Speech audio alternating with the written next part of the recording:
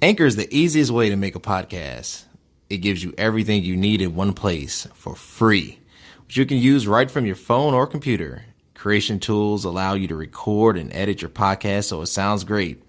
They'll even distribute your podcast for you so it can be heard everywhere: Spotify, Apple Podcasts, Google Podcasts, and many more. You can easily make money from your podcast with no minimum listenership.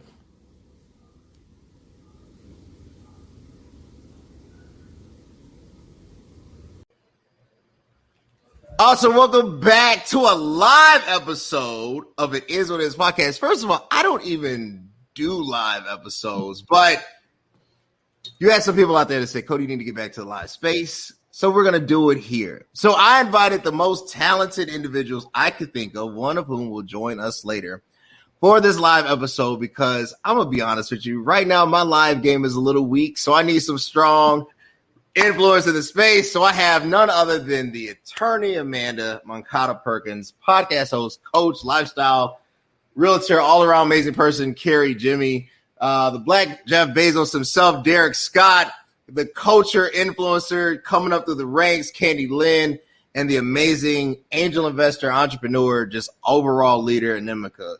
I have some amazing heavy hitters. I'm super excited. I'm super excited about getting into this episode named As the World Reopens. It's live. Feel free to ask your questions. We will try to address them, some of them, right? Engage with us. We want to engage you, but I'm starting this one off with Anamkia, right? So I don't even know where we are really in the phase of COVID. I don't know if this is exiting COVID, intra-COVID. I think it's intra still. But the cases in the U.S. have lessened as far as adoption rates, mortality rates per thousand, but we've seen a upsurge, right? An upsurge in India, right? So we want to start there. What is going on? Because we, obviously here in the U.S., we get a very slanted scope of things, and we don't always know what the true details are. So can you just describe to us kind of what's going on over there? Well, the situation is kind of scary. We just had the second wave, and it was obviously we were not ready for that. But we also kind of let our guard down, and we thought that it was over. We opened up last year in November, December completely, especially in Mumbai, and things obviously got out of control and cases were rising. So we had to kind of control that. Now that we have the vaccine and we have everything, but it's just, we also have too many people, and it's hard to control when you have so many. It's 20 million people living in a city, and that's so tiny. So the fact when it comes to social distancing, it's not even we don't even know what that is. We don't know how we can do that in a city like Mumbai. So that's one thing. We opened up, people just kind of let their guard down. People were roaming around like it didn't exist. So, and also there are people making this mistake when they get the first shot. They're like, okay, I'm now vaccinated and I can just go around without wearing my mask and I can just be like free. But you have to wait for your second shot, and you have to wait that whole course of time to actually roam around freely. So I think it's funny because the episode is called Reopening, but I feel that Mumbai, India, we are far from reopening because it's just a huge mess at the moment, but we're trying to sort it out. It's going to take us a while. 1.4 billion people, so we're gonna take our time. But it's just the infrastructure, the population, the lack of resources. So we're struggling at the moment. Yeah. What is the role that the U.S. should play? Is it become a heavier supplier? I know I listened to Biden today. He talked about, because AstraZeneca is not approved over here, and talked about since it was developed over here, we can, use it to aid our allies in other countries. Is it just you need an influx of just really help, medicinal help administering this, therefore shipping more of our supplies? Do you think that would be a good solvent? I think, yeah, more than that. I mean, Germany came up, they helped with supplies, oxygen. So many other countries helped as well. But I think more than that, I think media plays a huge role of just trying to, we're going through something. Yes, we understand. But I think less of that and more of support. And every time I watch any world news, it's just India is struggling, help this, do this. But what are you exactly doing? We need action and execution. So I think media plays a huge role in trying to, okay, make it look worse than it is. Yeah, it is bad. I understand that. But instead of doing, just being the, devil's advocate, like, okay, this is going on and this is bad. I think you need to be more supportive, and obviously supplies any kind of support that we require, instead of just, blurting it out like, okay, India is struggling. Okay, we understand that we were not ready for this. But you can be more supportive when it comes to other things like remedies or vaccines, things like that. Awesome. Amanda, just to piggyback off that, do you think in your legal advice, we're moving too fast, right? Like, what I mean by that, so like, I was confused, I was like, okay, look, masks are here to stay. It is what it is. I kind of got adjusted to this. And then over the weekend, Biden was like, look, if you're fully vaccinated, you can go back to normal. And I'm like, I'm fully vaccinated. I'm breathing on everybody. You know what I'm saying? So like, you almost get this sense like, am I being lied to? Because it's like 2 weeks ago, you were saying, even if you're fully vaccinated, there's a 8,000th of a percentage of a chance and you could catch this. And now it's like, don't worry about it. The numbers are on your side. What are your thoughts? Yeah, definitely. I mean, before I comment on that, Derric, let him know you are not the Black Jeff Bezos. You are the one and only Derric Scott. Okay. Jeff Bezos wants to be like you. I keep telling them, But no, that is like a really real question, because it's like the CDC has changed course ample time during the course of this pandemic. And I completely understand that, we're learning as we go. So the information does change, but it is kind of like, you just said, keep your mask on. Now, which is it right now? Are we not wearing a mask? So there's a lot of confusion right now, and rightfully so, because the message keeps changing. As for me and my house, in the name of Jesus, we will be wearing our mask when we go out around people, because frankly, I want to know that we really know.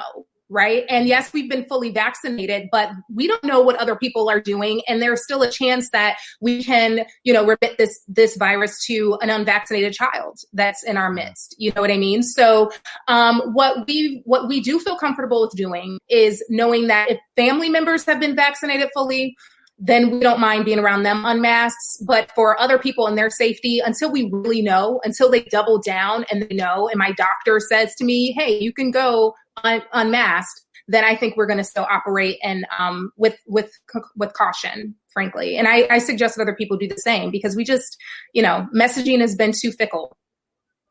I totally agree. I honestly don't. I think we have to proceed with caution.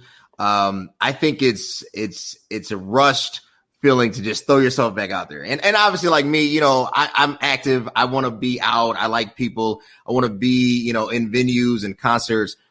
But if the possibility of you could possibly hurt somebody that you never came in contact through this, biological transfer, I think just being safe, right? I'm not saying shut it down. Obviously, we have to reopen economically, socially. Right. We have to move toward that plan. But I do think I'd rather have baby steps than large errors, right? And I think right now it's more of economic pressure, like, hey, Biden, get the country open, So I totally agree. Let's shift. If I may say just one additional thing on that point too, is like a lot of stores are opening too, and restaurants are reopening as well. And they're saying you don't have to wear your mask. We're going to use the honor system. Just let that sit for a moment. So my thought is you still want to be careful, because people don't already want to wear the mask. So now that we know that they're going to be unmasked and places and public places, you kind of want to operate with caution. So there's that. Perfect. I totally agree. Can I jump in on that? Because I agree with Amanda. And as an employer, I think one of the challenges that we have and businesses have across the country is, what are those workplace standards as people return to work, right? Because there's a liability and there's a risk if you allow people to just come back into the workplace and you don't have a set of sort of standards with how that rollout happens, right? And so even in where I am, like, we're having a conversation about employees that are vaxxed and then those that don't want to vac, right? And we can't ask you whether or not you're vacking or not. Most folks are voluntarily, saying I went and got the vaccine, and maybe the folks who aren't volunteering that information haven't. But the reality is not everybody's going to go out and get the vaccine. And so if you rush everybody back into the workplace and say, we're just going to be no mask, everybody be in the office with no mask, right? There's a certain number of employees that we're putting at risk, right? Regardless of whatever their reasoning or rationale is for not going out and getting the vac, without enough data or evidence from the CDC that if somebody is vaccinated, that they can't transmit the virus to someone who's non-vac. Right. And so I think what many of us are concerned about is sort of this backpedal from our political leaders, where they were really like 100, going 100 miles an hour in one direction, and then sort of took this pivot to say, OK, no, everybody take your mask off. You're good. Like, no need to mask. And our governor in Michigan is under a lot of scrutiny because she was one of those individuals, right, at one point where Michigan was sort of the gold standard for shutting the state down. And now she sort of, took a full 180, gone in a different direction to say, like, let's use the honor system. Well, the honor system's not, if we were going to use the honor system, folks wouldn't have had the virus in the first place, right? Because folks would have stayed home and we wouldn't have needed shutdowns. And so I think we're going to have to work out what a normalcy looks like in the workplace, because I think workplaces, businesses, restaurants, and other folks are going to still be mandating policies, and they have the right to do that, regardless of whether these mask mandates are lifted. I totally agree. It's almost like I don't think, this return to normal, I just don't see it happening. I say it's the new normal, right? Like, you can't undo what has been done. I think there will be new viral threats, right? I think that proceeding with caution and creating basically a process flow that you can't future proof it, but I do think you could get pretty close to appreciating human life, right? And valuing it, even over profit in some instances, but I totally understand. But you mentioned it, so I want to take a hard pivot there. Arizona and really all of the South, but let's start with Arizona. So Arizona has begun their recount of the 2020. Are we done? Can we please exit out of this? I mean, what is going on? Arizona's begun their recount. South Carolina has instituted now a law that is before the governor that basically, if passed or when passed, you can be executed for prisoners on death row through firing squad, right? So, Derric, I'll start with you. I want to hear everybody's thoughts on this. What's going on? It seemed like, we got to a point it was like, okay, let's move forward. And now it's like somebody's like, no, we're throwing this back. What is going on here? Yeah, so I've got a lot of opinions on this, but your show's only a few minutes long. And I think the reality is, right, we're going to see Georgia kicked it off, right, with voter suppression laws, right? And we're seeing an attack on our democracy and an attack on the voter, sort of the integrity of our voting system in America.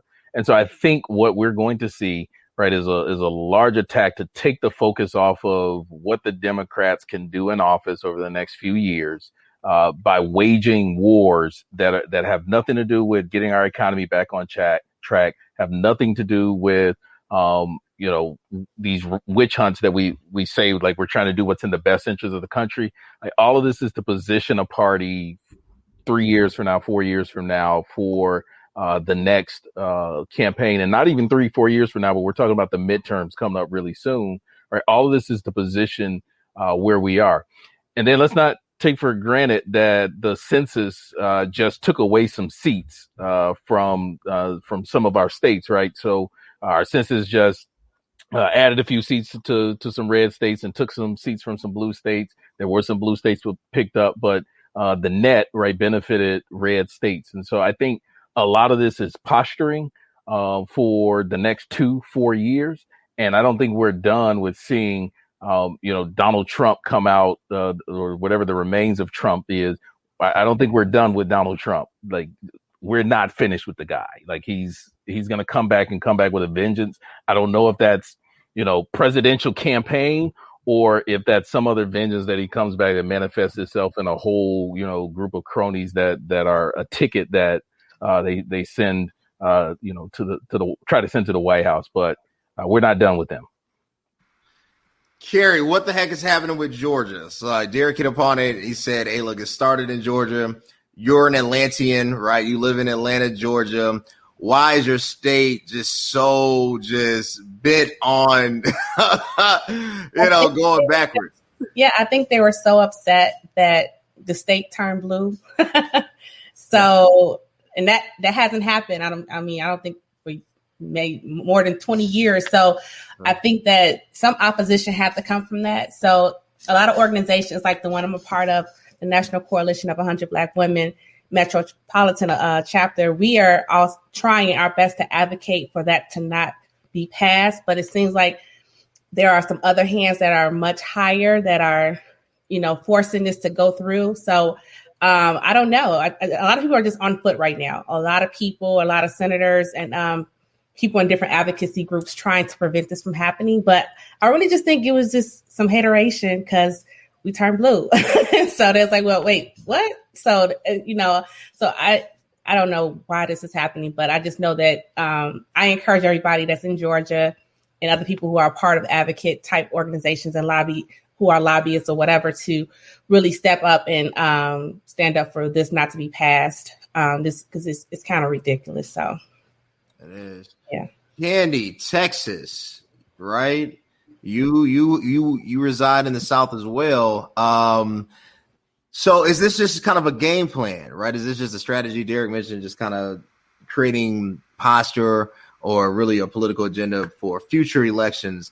What's happening on the booster? Like what do we not see? I'm in Chicago, so when I turn on the news, I see WGNs, right? I see, Chicago stuff, I see the Bulls not making the playoffs. I don't really see everything that, kind of leads outside. I got to turn to CNN and MSNBC to really get a true national landscape.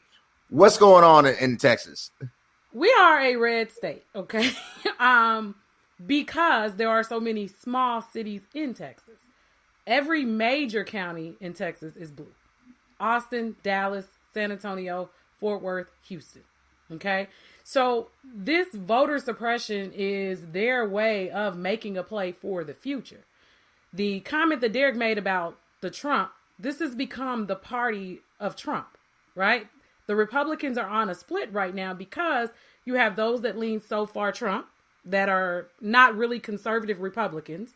They are people who like to complain, and he says the things that they want to hear, and they think he's talking to them.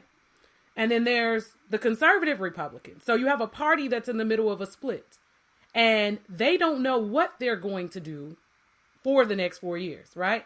How do they position themselves to be ready to come up against a Democrat?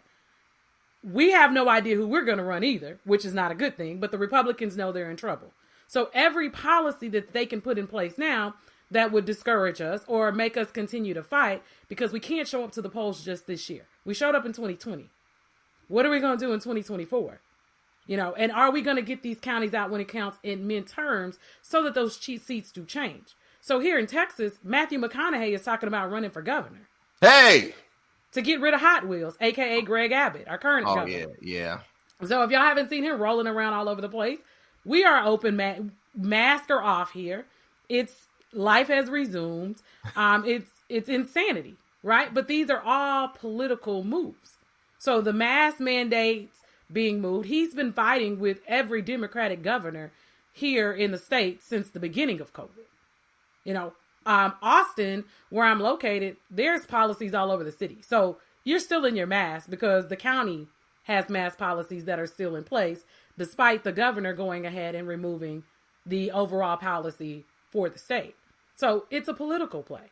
Started with the IDs. Georgia is now making their move to see what they can do. And what we have to do is to counteract it. We have to get out and vote. We have to get in. We have to put our dollars up. That's another thing in our community that we have to understand. Our money counts. So in order to unseat some of these people, it's hard to be people who are connected to the president that has full on access to political cash. Right. That's what it's set aside for. So it's going to be about educating ourselves. It's going to be about getting out to the polls, getting as many young people registered to vote as possible, right, in order to beat them in the future. But we also have to have viable candidates. So I like that. First of all, I'm a huge Matthew McConaughey fan. In another, and I wouldn't be Matthew McConaughey. I'd probably be Chris Hemsworth, but that's another life. But I'm saying, I want to start this with you. We talk about, Kenny mentioned viable candidates. Is it just hard? And then I want to hear Amanda's thought after you, Anamkia. Like, is it just hard for people to connect?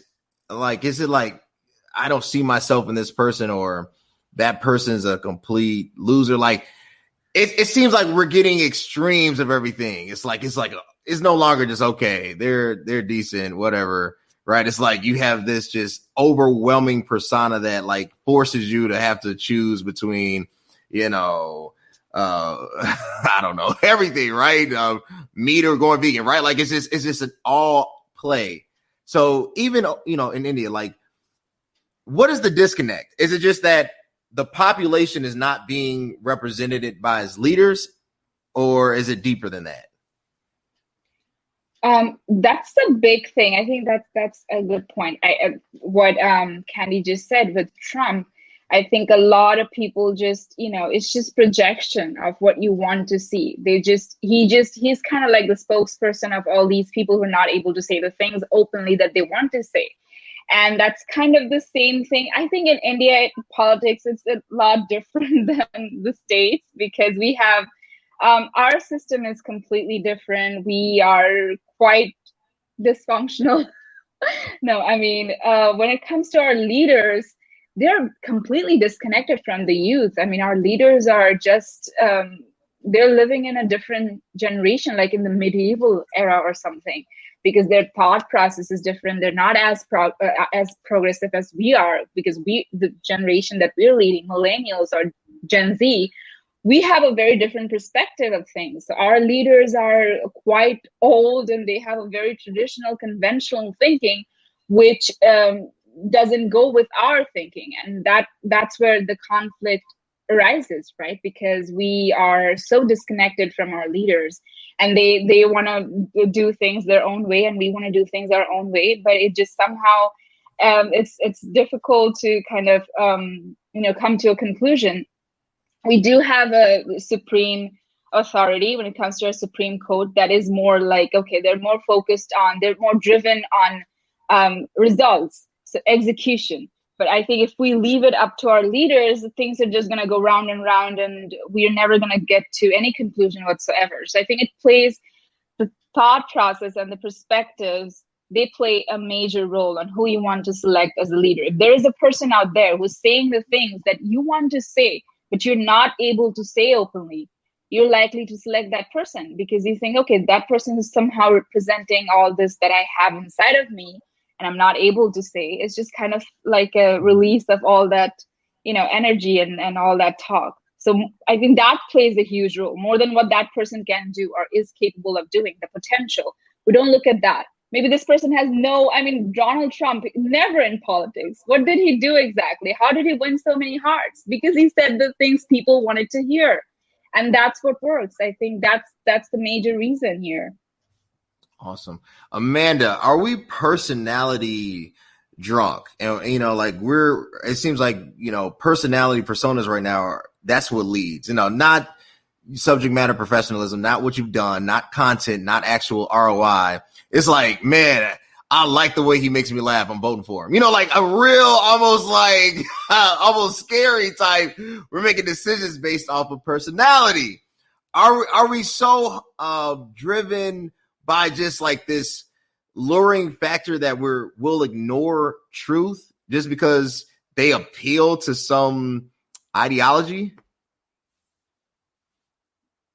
I just realized I was muted. Right. It's like we're in this era where we're like, is your Instagram page popping? What about your Twitter feed? Let me look at that first before I figure out if I'm voting for you. It's such a very nuanced situation. Because we are very much in this entertainment video era where we love bite-sized things, and I've heard it described as this microwave generation where it's like, give it to me quick, down and dirty. I want to know what's happening. And so if you can do that, it's attention grabbing, right? And there's so many things competing for our attention. So if you can say what you need to say in a soundbite, you get my vote kind of thing. But I just think there's so much more going on too, right? So as Anamkia, if that's how you pronounce it, I let me know if I botched your pronunciation. Okay. As she mentioned, you have millennials and you have Gen Zers who are, again, you're competing a lot for our attention. We have a lot of things going on. And so you need to be able to communicate yourself in an effective way for millennials and for Gen Zers, right?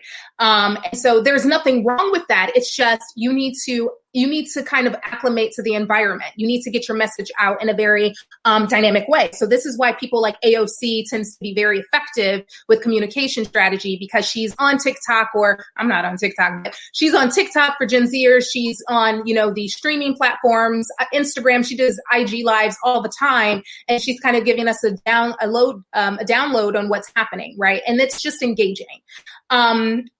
But at the same time, that's not the only thing that's happening, right? It's not that, these old time, senators are not on IG, so that's why millennials aren't voting. That's not necessarily the case. There's a lot of backlash happening too. And we kind of, we haven't discussed it yet, but there is a backlash of white supremacy that is really percolating and really taking hold in America right now. And so, as Anamkia said, a lot of people have been silent for a long time, right? And that's because the majority of America is progressive. Okay. When you think about the policies that we are discussing oftentimes, healthcare, childcare, paid childcare, these kinds of things, having parity between women and men for jobs, pay parity, everyone is on board. Majority of the country is on board for equality. Basically, if you poll us, where majority of us are on par with that. So America being a very progressive country in number, however, doesn't always translate to a poll, right? It doesn't always translate to voting in elections. And so what you see is a lot of racist, Jim Crow-esque kind of laws on the books to hinder that progressive progress from happening. So this is why you're seeing things happen in Atlanta, because we know that Atlanta is very progressive in what they want, right? Chicago's the same way. A lot of cities, like Candi said, in Texas, very progressive. So what ends up happening? You have this back of the woods kind of inner working, going to these like silent meetings on how can we undermine progress from happening so they are not usurping our power as white America. Right. And this constantly happens. This has happened for decades in America. So when Candi says, we cannot go to sleep on our duty as Americans to make sure that we are voting and we are engaged, she's absolutely right. Because showing up once every 4 years to vote is not going to cut it, because we're seeing this like we've never seen it before, that they are really trying to overhaul the ability of people to make the demands of their legislators. There are over 300 voting bills right now out in America right now to suppress the vote of young people, of older people, of Black people, of Latinos, and of other people of color, because they do not want the Senate changing dynamic. They do not want the House of Representatives changing dynamic. And so we have to be mindful of those things from happening. Like, seriously, the white supremacy is a thing, and we need to focus on that. And we need to be, as Candi mentioned, we need to be well learned and versed of what's happening. So I think this is just a nuanced conversation. I don't think it's necessarily just personality driven. I think we need to get more information out there before people so that they understand what's going on, so that they can be active. Young people are not stupid. They can change things, and they are changing things. And the more light we shed on the the negativity that's happening, I think the more that we can change the stuff. Awesome. Go ahead, Carri. Real quick, Cody. I was going to say, but to me, it just seems also funny that all this is happening after we had a African-American president for 8 years. Now, all of a sudden, all these things are coming out the woods, and then it was easy to get Trump into office. I wonder, do anyone question that, and why the agenda seemed to change so drastically after having such a upstanding president in place? Now it's like anybody can be president. So I mean, Yeah, I think everybody's right. I think the original sin of America has never went away. It's in an unrepentant state. It's been there's been symbolic gestures of advancement, but the truth that underlying issue has never really been resolved. And I think post presidency of Obama, it wasn't that there was this new agenda. I think it was a revealed agenda. It was like, okay, no more of this political correctness. We're just going to be honest. We did not like the fact, that, you broke, tradition and put this brother in. So what you're seeing right now, and I think Amanda hit it on the head, I think most of us are progressive. Nobody wants anybody to suffer, right? Like if you talk to most, and especially millennials, and I won't say all, but most of us are like, you don't care. It's like, are you happy? We want people to be able to thrive in life, right? Under the full guidance of the law.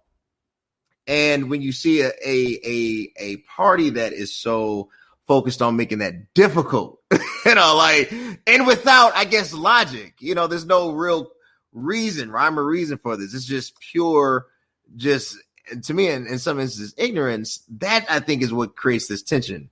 Amanda, you look like you're going to say something.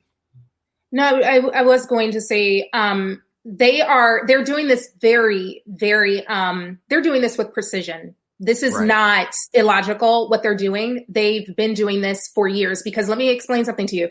The judges, the vast majority of judges that we have sitting on federal benches are conservative, and that's by design.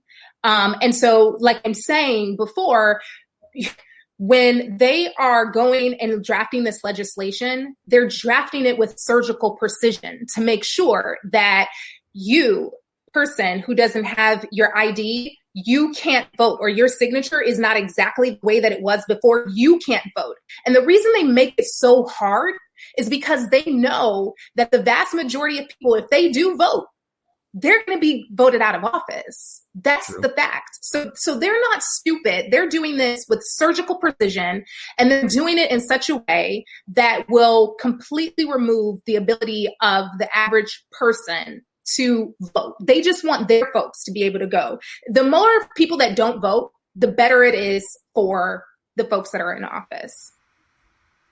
Well said. Well said. That's all I would say. I like it. Switching gears to my hot topic. We're getting into the fun part.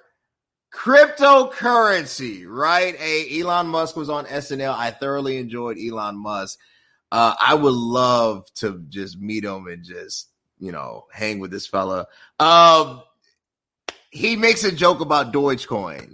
Anybody that's investing out there, obviously I don't want to get in trouble. I will never tell you what to invest for. I'm only going to talk about what I do, right? So I don't gamble with my money, right? When I make my investments, I look at it holistically.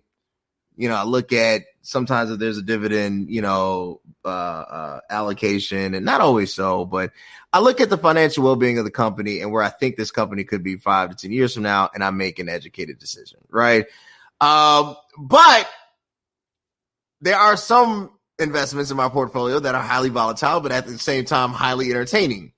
Cryptocurrency being one of them, right? So Dogecoin, when I bought it, man, it was like 20 cents. It was like 0.222, right? And I just kept throwing just stupid money at it, right? But the possibility that it's the next Bitcoin and that this 0.222 can become $1 and then become $10 and become 100 or get where Bitcoin is at $50,000, right? Derric, I'm going to start this with you. This is definitely in your wheelhouse, and I want everybody jump in on this. Cryptocurrency. Should we really take a look at this? Should we invest? Is this not just for giggles? Is this really a way of the future? All right. So I've got to take 3 different perspectives on this. I'm going to hit them real quick. So the first one is you should never invest, at least this is my position, never invest something that you're not willing to lose.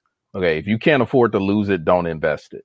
Right now, if after you make the decision that, yes, if I can put this up, if I lose all of it, no big deal, then make the play on, smart investments. So now the second perspective, let's look at cryptocurrency and let's look at the volatility of it. And I'm going to use this illustration, and it kind of goes to Amanda's point about sort of this generation. And we live in a very virtual world where like the virtual world is reality to most folks. Like my son is on like all of these different virtual worlds and these different things that I've never heard of, never seen. And to him, that's a like all of that stuff is reality, right? And we can get caught up in these alternate realities like cryptocurrencies, which is not money that you see, right? We can't tuck it away under a mattress. You can't, store it in a safe and lock it up and come back to it 10 years later. You can literally with the swipe of a Twitter feed, see all of your currency go down the toilet because Elon Musk sent out a tweet.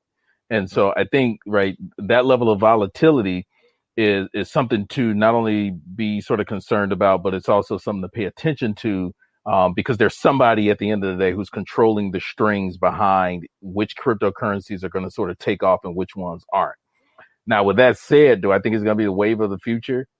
Absolutely. Folks are dumping money into cryptocurrencies. And like, if you were one of those early adopters of Bitcoin, like a few of my buddies are, I just saw a buddy cash out at $1.2 million, right, of his initial investment in the Bitcoin, and said, I quit my job last week and I'm sort of retiring at 37 and I'm just going to like invest in a whole bunch of dumb stuff, but I got money in the bank to waste.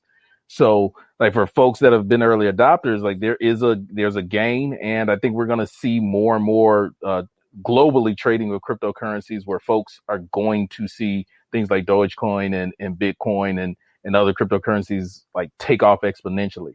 However, my concern again is like with the swipe of a button with a click, like those currencies are gone, right? We saw a guy, I don't know if that was you and I that talked about it, but we saw a guy who has, I forget the number, it's like an astronomical number of like $23 million in Bitcoin in his digital wallet that he can't access because he forgot his password, right? Oh, yeah. And he's got one more attempt, right, to get into his digital wallet to access it. Like that's ludicrous that you could literally lose money in a virtual world that goes and disintegrates into space somewhere. So I think understanding those challenges, right, I just encourage people to proceed with caution, but understand like there is a market for it. Like get in, get out. Don't just like any other investment. Don't be stupid. Don't throw away anything you can't afford to waste, right? Because it's a dangerous game. Right. Panel thoughts. Yeah, I was just going to say really quick, don't invest in anything that you can't afford to lose, except for, I guess, your 401k. Please do invest in your 401k. And the other thing I would say is with Bitcoin, and just to Derric's point, it's so volatile. It's not regulated. There is no reliability there. So don't dump your retirement savings there. And realize that though there is a market, it's a very fickle market. So you think you may get in and have a buyer for $1.2 million, but you may not, right? And you can't use Bitcoin or Dogecoin to go and buy a McDonald's cheeseburger. Just kind of keep that in mind too. So if you are going to put your money in there, like Derric said, I would get in and get out quickly. It's extremely too volatile and you can't make any long-term commitments using it. So perfect. Panel. Candy, look like you want to jump in here. I would say, so I'm kind of hesitant, right? So I watch the market, but I don't play the market. And what I'm kind of looking at for people who don't really understand it, right? You have to understand long-term, short-term. And that's what everybody is saying. And like in the simplest form for people, you need to understand the market before you jump in the market. And I think that's what we're seeing with a lot of people. You see this is what they're making a lot of money in, let me get in the game. Robinhood has allowed a lot of people to get in the game, even on Cash App. They will give you a few dollars to get started, but you really need to understand how the market works. And for me, I'm kind of treating things like I treat Vegas. I'm only putting so much money down on the table. And once it's gone, it's gone. Because it's a gamble. And I don't think people understand that about the stock market. If you have $50, most people got $50 to waste. Start there. Start low and work your way up. And then like getting these there are groups on Facebook where people are teaching you how to kind of play the market. That's what I would suggest for people, because it is a good way to get paid. You know, the Mark Cubans of the world got paid early investing in some of the technology aspects of things.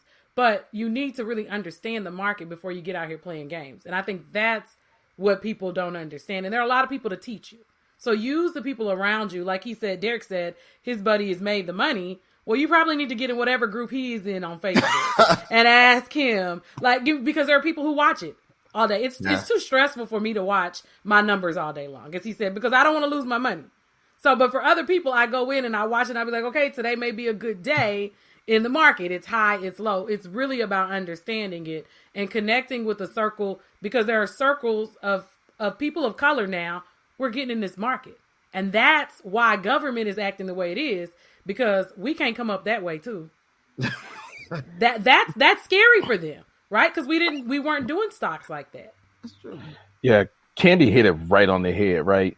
Like we see people who are excelling, right? And some people just take the risk and jump in, right, without asking questions. And that same, like I threw out the example, that same buddy, like he lost $50,000 on a trade very early, like on an investment. Like he went in like kind of head first and lost $50K. And he'll be the first to tell you, like I made a whole bunch of stupid moves, but I took a whole bunch of big gambles, right? And my big gambles were, like, I had money to play with. Like he's a trust fund baby. His father passed away at a young age and left him a ton of money. And so like it, for him, it wasn't a losing, like he had money to lose, so to speak. But if he struck it big, right, he was going to win. Like some people out here don't have that type of money to play with, but they're trying to play the game with people like that. And I think that's what makes it dangerous, is when you don't understand it and you get in, sort of jump in feet first, and then you wind up losing, big. And we've got, like, you're competing with companies, you're competing with hedge funds, you're competing with folks who have the ability to control the market, literally with an announcement, like with a tweet, right? And I just think that's really, is really dangerous for somebody like Elon Musk to be able to drop Bitcoin 20% because of a tweet that he claims was an accident. Like I didn't intend it that way, and even after the market rebounded, it didn't recapture its full 20%. So I think folks have to be cognizant, like when you make an investment, like there's somebody who's controlling the strings, and you need to watch the money move, right? If I see Warren Buffett, for years, last 13 years, I've watched Warren Buffett. And in 2019, Warren Buffett started liquidating all of his cash. I said, you know what? Something's getting ready to go down in 2020. I don't know what it is, but this dude's got a lot of cash assets. I'm about to start selling all of my stuff.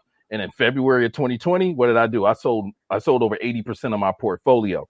Like, thank God I sold 80% of my portfolio, because literally 2 months after I sold my portfolio, the market, or 2 weeks, the market went, belly up. Right. And so I think you have to watch, certain players and what they're doing with their money. You got to watch when certain folks are making moves.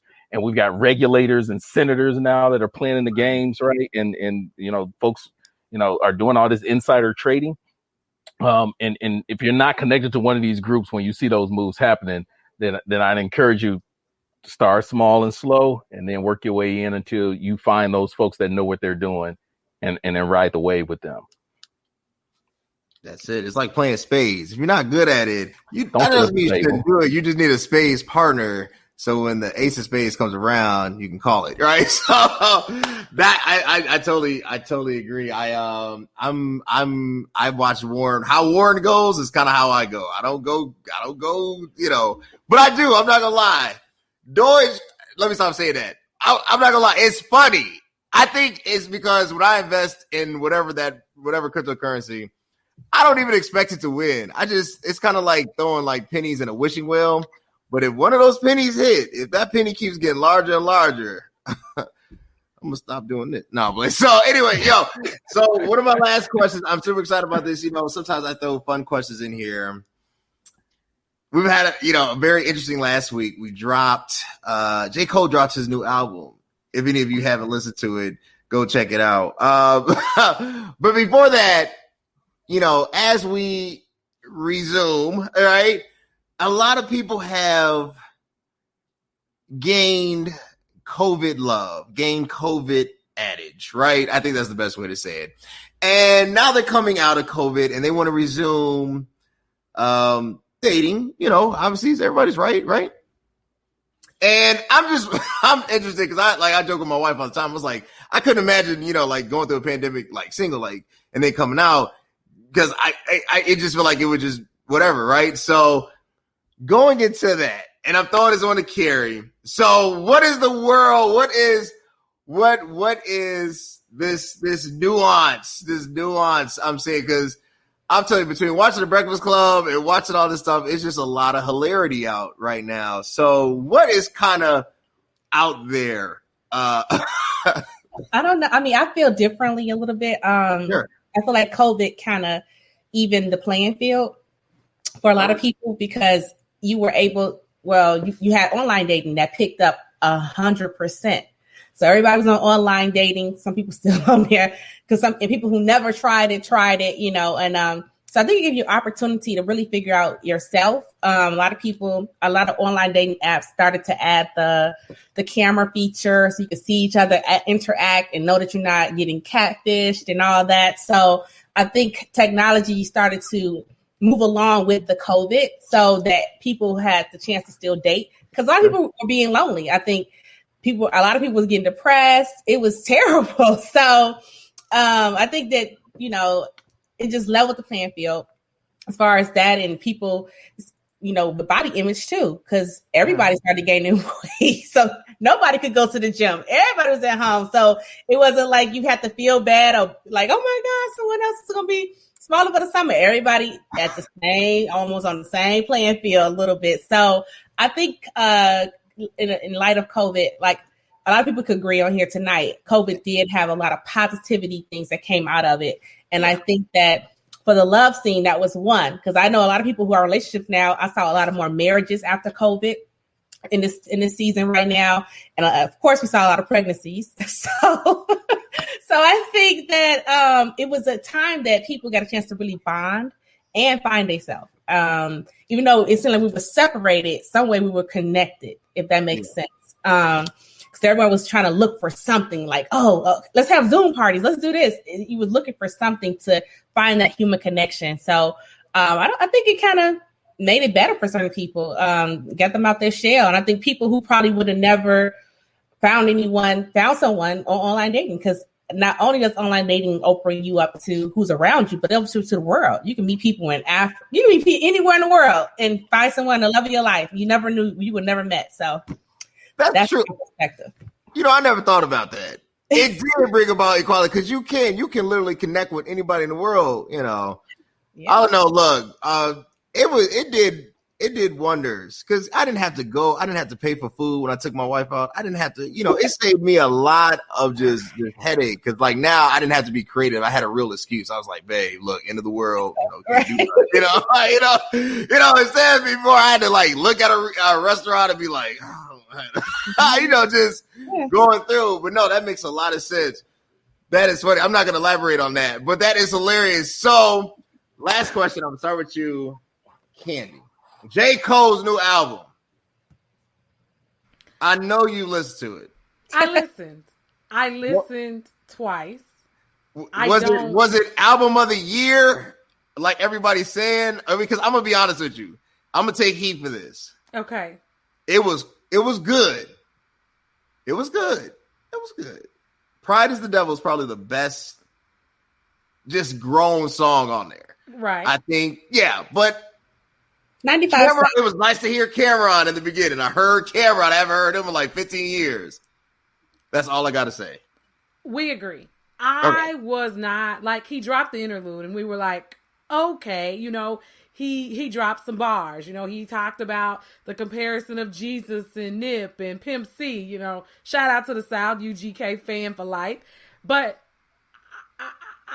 I thought I was going to be wild. He was in quarantine. I thought he had time to make music. It was okay. I don't see him getting album of the year, but he's rapping against bubble gum rappers, so it's still possible. Yes. It was adulty, but I don't know. I just didn't connect with it. Maybe I need to listen for a third time, but I agree with you. I'm going 6 out of 10 champagne bottles. Yeah, champagne bottle, 6 out of 10. I agree. 6 out of 10. Yeah. Not bad, not great. Not great. Right. I agree. It's there. I thought Drake's What's Next was better than a whole. I didn't say that, not the whole album, but like, I was just like, this is not. It just wasn't. It wasn't the Jermaine Cole that I was looking for. Exactly, right. And I think it's some of the beats were, because you're trying to ride the wave of storytelling over a great beat, and trying to top your previous projects. I think that's the biggest things for artists like J. Cole, who's now a veteran in the game. You've taken so much time off, just like Kendrick, right? Wherever Kendrick is, he's taking so much time off. You're trying to put together a project that's perfection, but you're trying to stay current, relevant, and relatable. So that's a lot in one mouthful, and I just don't think. I think it's too much. The bar is set so high by yourself that it's just hard to reach it. So I think maybe the next project we will, because it's like we get a great album, we get a okay project, we get so I think it goes in waves. I don't think it was bad. I just don't think it was great. And I think that you need to talk about things that are personal to you, but really matter to you. And I think that's kind of where J. Cole lost me. Gotcha. I like it. I think also what hurt him when DJ Khaled put out literally 2 weeks before Sorry Not Sorry with Jay-Z and Nas. Yep. I don't care what you say. You could be saved, sanctified, Holy Ghost filled, and be the bishop of 100 jurisdictions. But if you hear Sorry Not Sorry, something in you will click. I thought when I got done listening to that, I wanted to cry. Like, I was like, this is life. This is life-giving. But look, I want to thank my guests. They have been amazing. From Derric to Amanda to Candi to Anamkia to Carri. They are absolutely the best.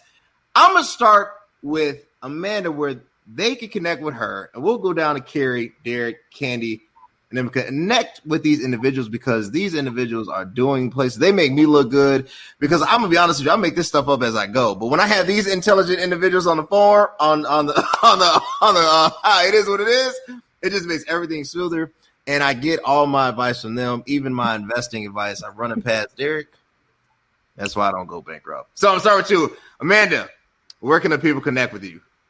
Yeah, I never have a sexy answer for this question. And I've been on here for several times. So the way you can connect with me is on LinkedIn, Amanda R. Moncada Perkins. You can try to find me on Instagram. There is not much happening there, A.R. Moncada on Instagram. But, just look me up on LinkedIn.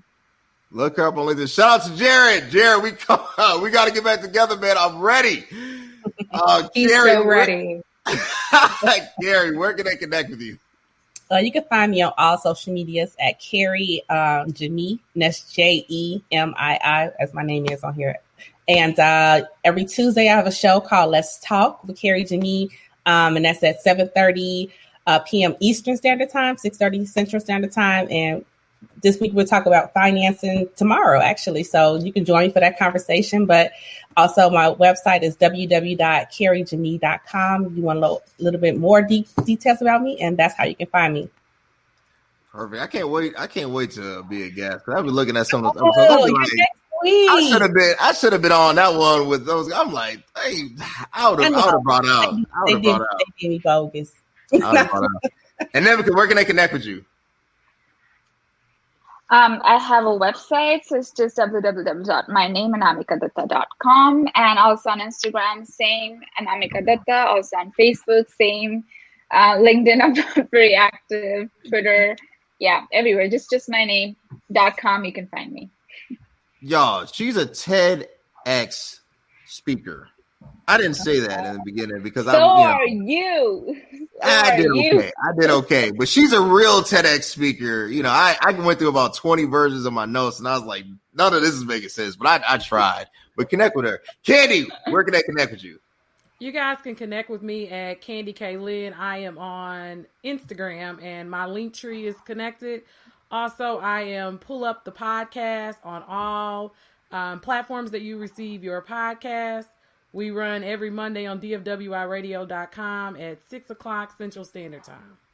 One of these days, I'm gonna be a guest. I know. We're ready. We're talking to the people. We're ready to go. I'm ready. We're gonna connect on that. I've had Duchess on. I've had Where Is Black. You have. You've had Black, what, twice? Once. Okay. Yeah. I need to get him again, though.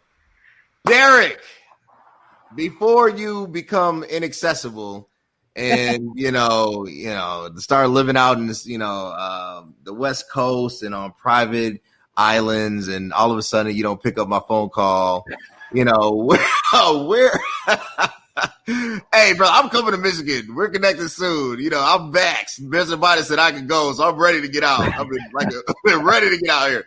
Where can they connect with you, my friend? Well, you can find me on any social media platform. Just my name, Derric Scott. On Instagram, HopePusher24. And I do a once a month office hours with the CEO. So I am accessible, Cody. And that's where anybody can drop in. And I try to help folks pursue purpose and go after their dreams. And so you can drop in and just dialogue there. And I do want to say I am not the Black Jeff Bezos, because even though my wife's last name is Scott, I intend to keep her a very, very long time and my money. Always a pleasure, Cody. No, anytime. That was an expensive divorce. I try not to talk about people's divorces, because I was looking at Bill Gates. I was like, man, he giving up some money for that. I was like, yeah, that would hurt. Oh, that's another episode for another day. But look, it has been amazing. It has been real. Connect with these individuals. And as you know, every Monday, whether I go live or not, there will be a new episode out. I might do this again. No, I'm doing this again. I'm not going to say I might do this again. I just got to get back to being creative. And sometimes that's a little difficult for me to be. So I appreciate my guests, and I appreciate all of you. Until next time, guys. Thanks. Thank you.